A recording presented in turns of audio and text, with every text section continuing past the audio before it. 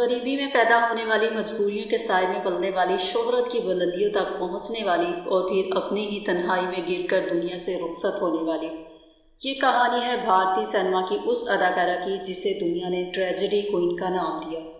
ایک ایسی اداکارہ جس نے پردہ اسکرین پر دوسروں کے دکھ کو اتنی حقیقت کے ساتھ پیش کیا کہ دیکھنے والوں کی آنکھوں میں آنسو آ جاتے تھے۔ لیکن حیرت کی بات یہ ہے کہ جس عورت نے کروڑوں لوگوں کو محبت، جدائی اور درد کا مطلب سمجھایا، وہ خود اپنی زندگی میں محبت اور سکون کے لیے ترستی رہی۔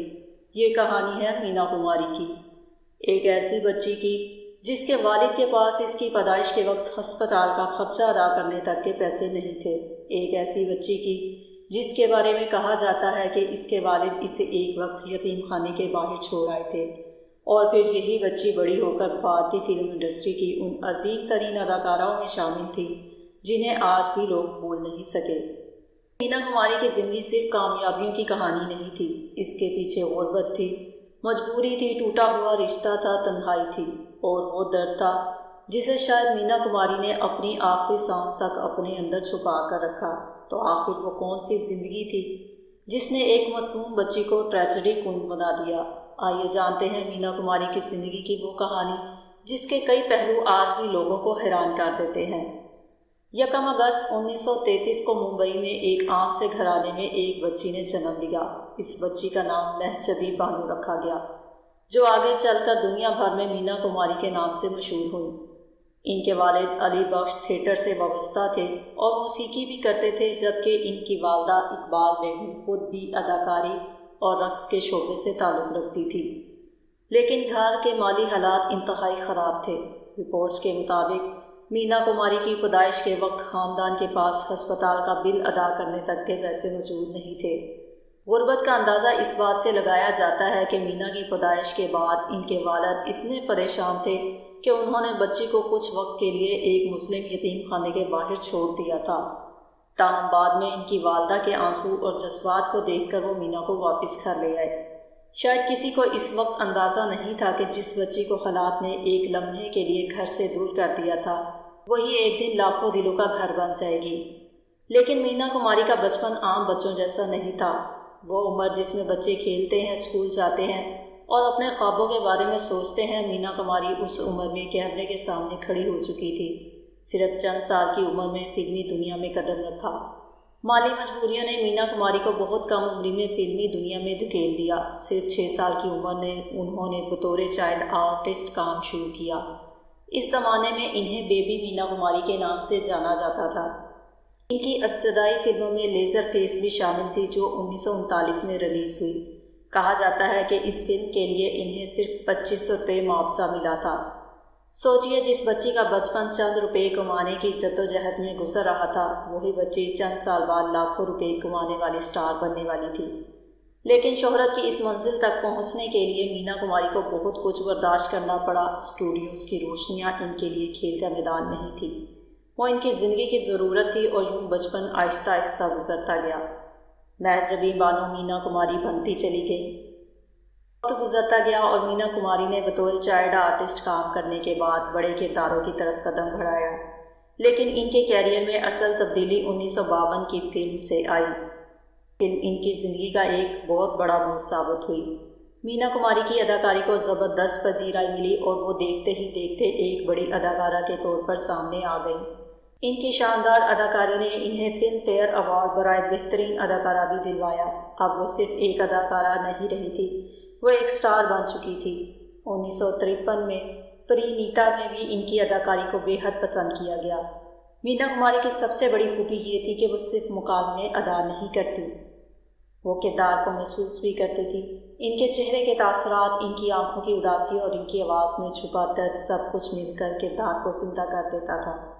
پھر 1960 میں دل اپنا اور پریت پرائی آئی، جس میں انہوں نے ایک نرس کا کردار ادا کیا جو محبت اور فرض کے درمیان الجھ جاتی ہے۔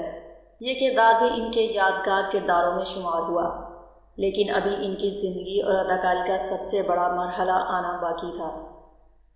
صاحب بی بی اور غلام وہ کردار جس نے تاریخ رقم کر دی۔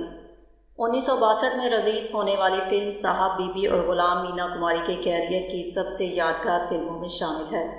اس فلم میں انہوں نے چھوٹی بہو کا کردار ادا کیا، ایک ایسی عورت جو اپنے شوہر کی توجہ اور محبت حاصل کرنے کے لیے شراب نوشی تک کا سہارا لینے لگتی ہے۔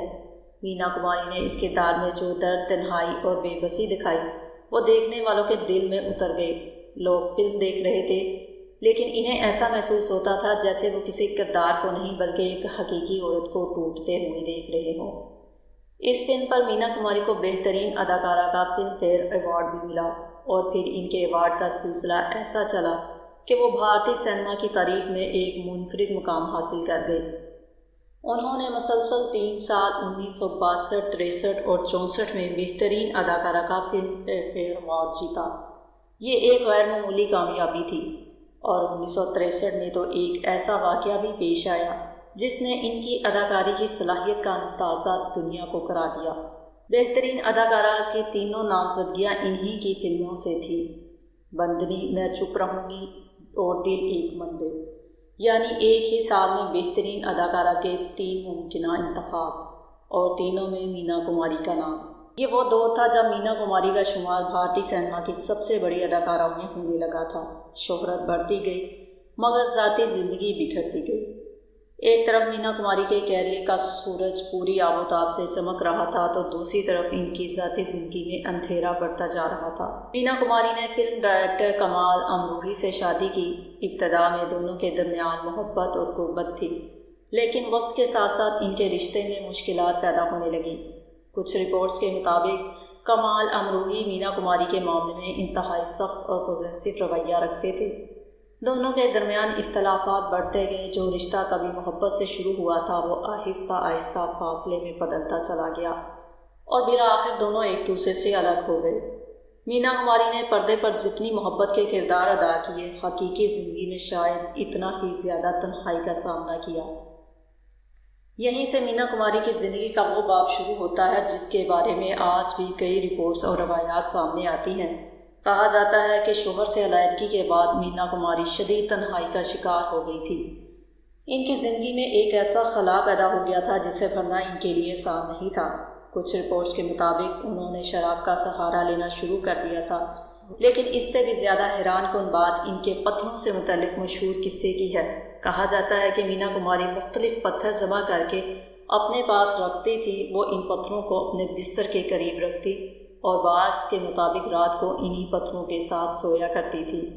یہ بھی کہا جاتا ہے کہ وہ ان پتھروں سے باتیں بھی کیا کرتی تھی۔ اب ذرا تصور کیجئے ایک ایسی عورت جس کے نام کے ساتھ پوری فلم انڈسٹری جڑی ہوئی تھی، جس کے لاکھوں مداح تھے، جس کی ایک جھلک دیکھنے کے لیے لوگ بے قرار رہتے تھے، وہ اپنی تنہائی میں پتھروں سے باتیں کر رہی تھی۔ ایک مرتبہ جب ان سے پوچھا گیا کہ انہوں نے پتھروں سے اتنا لگاؤ کیوں ہے تو ان سے منسوب ایک جواب بہت مشہور ہوا۔ کہا جاتا ہے کہ مینا کماری نے کہا کہ یہ پتھر بہت اچھے ہیں کیونکہ یہ خاموش رہتے ہیں۔ جب میں ہنستی ہوں تو یہ میرے ساتھ ہنستے ہیں، جب میں روتی ہوں تو یہ میرے ساتھ روتے ہیں، اور جب انہیں میں ڈانٹتی ہوں تو یہ بھی خاموش رہتے ہیں۔ یہ الفاظ اگر واقعی اس کیفیت میں کہے گئے تھے تو شاید ان میں مینا کماری کی پوری زندگی کا درد چھپا ہوا تھا، کیونکہ بعض اوقات انسان کے پاس دنیا تو بہت ہوتی ہے لیکن اپنا کہنے والا کوئی نہیں ہوتا۔ ٹریجڈی کوئین کیوں کہا گیا ان کو؟ مینا کماری نے اپنی فلموں میں اکثر ایسی عورتوں کے کردار ادا کیے جو محبت، جدائی، بے وفائی، تنہائی اور قربانی کا شکار ہوتی تھی۔ شاید اسی لیے انہیں ٹریجڈی کوئین کہا جانے لگا۔ لیکن ان کی زندگی کو دیکھیں تو ایسا محسوس ہوتا ہے کہ وہ صرف پردے پر ہی المیہ کردار ادا نہیں کر رہی تھی، بلکہ ان کی پوری زندگی بھی ایک المیہ داستان بنتی جا رہی تھی۔ کاجل میں ان کی اداکاری نے شائقین کو متاثر کیا۔ پھول اور پتھر میں دھرمیندر کے ساتھ ان کی جوڑی کو بھی پسند کیا گیا۔ وہ ہر کردار میں ایک نیا رنگ لے کر آتی تھی۔ کبھی وہ محبت میں ڈوبی ہوئی عورت بنی، کبھی بے وفائی کا شکار، کبھی ایک مجبور بیوی، اور کبھی ایسی عورت جو اپنی زندگی کے فیصلوں سے لڑ رہی تھی۔ لیکن شاید سب سے زیادہ حیران کن بات یہ تھی کہ وہ دوسروں کے کرداروں میں جو درد دکھاتی تھی وہ درد کہیں نہ کہیں ان کی اپنی زندگی سے بھی جڑا ہوا محسوس ہوتا تھا۔